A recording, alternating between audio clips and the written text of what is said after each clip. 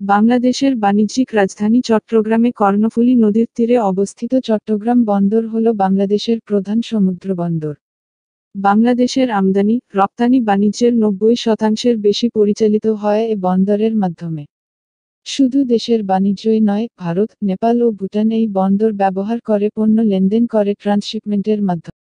এখানে সব ধরনের শাড়ি পাওয়া যায়। চোখ জুড়ানো ডিজাইনের সুতির শাড়ি, সিল্ক শাড়ি, জর্জেট শাড়ি, কাতান শাড়ি, শিফন শাড়ি পেতে চাইলে চলে আসুন আমাদের দোকান। এটি বিশ্বের 58তম এবং বঙ্গোপসাগরের সবচেয়ে ব্যস্ততম কন্টেইনার বন্দর। চট্টগ্রাম কাস্টম হাউস গত অর্থবছরে রাজস্ব আদায়ের রেকর্ড করেছে, এক প্রেস কনফারেন্সে কর্তৃপক্ষ এটি নিশ্চিত করেছে। 2023 থেকে 24 অর্থবছরে চট্টগ্রাম কাস্টম ৬৭,৮৬৬.৫৪ কোটি টাকা আয় করে। এর আগের অর্থবছরের রাজস্ব সংগ্রহ ছিল ৬১,৩৫০.৪৪ কোটি টাকা। সমাপ্ত অর্থবছরের রাজস্ব প্রবৃদ্ধি হয় 12.25%। কাস্টম হাউসের কর্মকর্তারা দাবি করেন, কর ফাঁকি রোধে কঠোর নজরদারি, সঠিকভাবে শুল্ক নির্ধারণ এবং মিথ্যা ঘোষণা দিয়ে পণ্য আমদানির জন্য জরিমানা আদায়ের কারণে এই কাস্টম হাউজে রাজস্ব আহরণ ব্যাপকভাবে বৃদ্ধি পেয়েছে।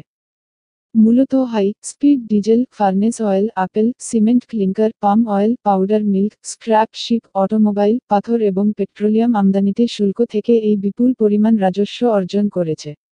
দেশের প্রধান রপ্তানি পণ্য তৈরি, পোশাক, টেক্সটাইল ও এগুলোর কাঁচামাল আদান প্রদান ঘটে এ বন্দর দিয়ে। দেশের প্রায় 90% আমদানি, রপ্তানি কার্যক্রম এই কাস্টম হাউসের মাধ্যমে হয়ে থাকে। গত অর্থবছরে এ বন্দর থেকে রাজস্ব সংগ্রহের লক্ষ্যমাত্রা নির্ধারণ করা হয় ১,৭৭৬,১৬,০০,০০,০০,০০,০০ বিডিটি। এ ব্যাপারে যোগাযোগ করা হলে চট্টগ্রাম কাস্টম হাউসের কমিশনার মোহাম্মদ ফয়েজুর রহমান বলেন, আমদানিতে অনিয়ম রোধে আমরা আমাদের সতর্ক জোরদার করেছি। আমরা পণ্যের প্রকৃত এইচএস কোড নির্ধারণের সাপেক্ষে কাস্টম শুল্ক আদায়ের ওপরও জোর দিয়েছি। এছাড়া বকেয়া শুল্ক আদায় এবং বিচারাধীন মামলা নিষ্পত্তিতে গুরুত্ব দেওয়ায় সামগ্রিক রাজস্ব আদায় বেড়েছে। তবে তিনি আক্ষেপ করে বলেন, চট্টগ্রাম কাস্টম হাউসের কাছে পেট্রোবাংলার বিপুল পরিমাণ বকেয়া শুল্ক রয়েছে, তা আদায় হলে এই কাস্টম হাউস থেকে রাজস্ব আদায় অনেক বেশি হতে পারত। মোট ১,১৪,০০,০০,০০,০০,০০,০০,০০,০০,০০ বিডিটি বকেয়া রাজস্বের মধ্যে পেট্রোবাংলা গত অর্থবছরে চট্টগ্রাম কাস্টম হাউসকে মাত্র ১,৮০,০০,০০,০০,০০,০০,০০,০০ বিডিটি প্রদান করেছে। ইতিহাস অনুযায়ী, দ্বিতীয় শতাব্দীতে, চট্টগ্রাম পোতাশ্র গ্রিক, রোমান মানচিত্রকার ক্লডিয়াস টলেমির মানচিত্রে আবির্ভূত হয়েছিল।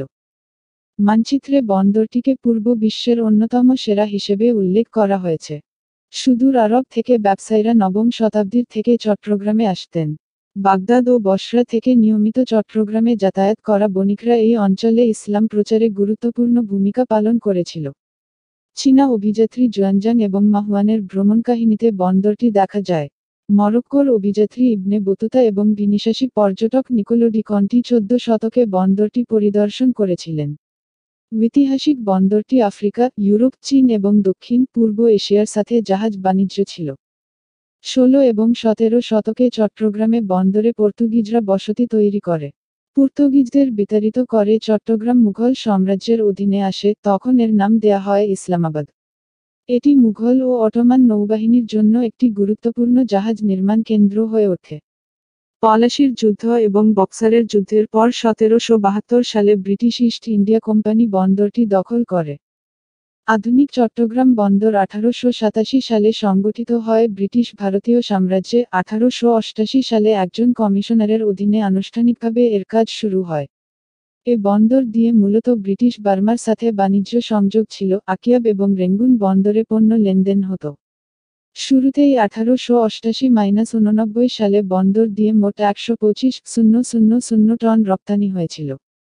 1905-11 সাল পর্যন্ত এটি ছিল পূর্ব বাংলা এবং আসামের প্রধান সমুদ্র বন্দর। আসাম বেঙ্গল রেলওয়ের টার্মিনাল করা হয়েছিল চট্টগ্রাম বন্দরে। 20 শতকের গোড়ার দিকে ব্রিটিশ ভারত এবং ব্রিটিশ বার্মার মধ্যে বাণিজ্য দ্রুত বৃদ্ধি পায়। আসাম ও বার্মায় পেট্রোলিয়াম শিল্পের পণ্য লেনদেন করতে এটি গুরুত্বপূর্ণ ছিল। এছাড়া পাট ও চাল ব্যবসার জন্যও এ বন্দর প্রসিদ্ধ ছিল। বঙ্গোপসাগর বিশ্বের অন্যতম ব্যস্ততম শিপিং হাব হয়ে উঠেছে, যা আটলান্টিকের বন্দরের যানবাহনের সঙ্গে প্রতিদ্বন্দ্বিতা করে। এর গুরুত্ব বিবেচনায় ১৯২৮ সালে ব্রিটিশ সরকার চট্টগ্রামকে ব্রিটিশ ভারতের একটি প্রধান বন্দর হিসেবে ঘোষণা করে। দ্বিতীয় বিশ্বযুদ্ধের সময় মিত্রবাহিনী বার্মা অভিযানে চট্টগ্রাম বন্দর ব্যবহার করেছিল। ব্রিটিশরা বিতাড়িত হওয়ার পর পাকিস্তানের গভর্নর জেনারেল মুহাম্মদ আলী জিন্নাহ চট্টগ্রাম সফর করেন। পরে ১৯৬০ সালে চট্টগ্রাম পোর্ট ট্রাস্ট গঠিত হয়। ১৯৭১ সালে বাংলাদেশের স্বাধীনতা যুদ্ধের সময় চট্টগ্রাম বন্দরের ১০০ জন কর্মচারী নিহত হয়। সোভিয়েত প্যাসিফিক ফ্লিটকে যুদ্ধের পর বন্দরে মাইন ক্লিয়ারিং এবং উদ্ধার অভিযানের দায়িত্ব দেওয়া হয়েছিল। স্বাধীনতার পরের বছরগুলিতে চট্টগ্রাম মেট্রোপলিটন এলাকায় ভারী শিল্প এবং লজিস্টিক্সের বৃদ্ধি থেকে বন্দরটি সমৃদ্ধ হয়। ১৯৯০-এর দশকের শেষ দিকে ট্রেড ইউনিয়নবাদ শক্তিশালী হয়ে ওঠে। ২১ শতকের প্রথম দশকে নিউ মুরিং টার্মিনাল নির্মাণ হলে বন্দরটির আরও সম্প্রসারিত হয়।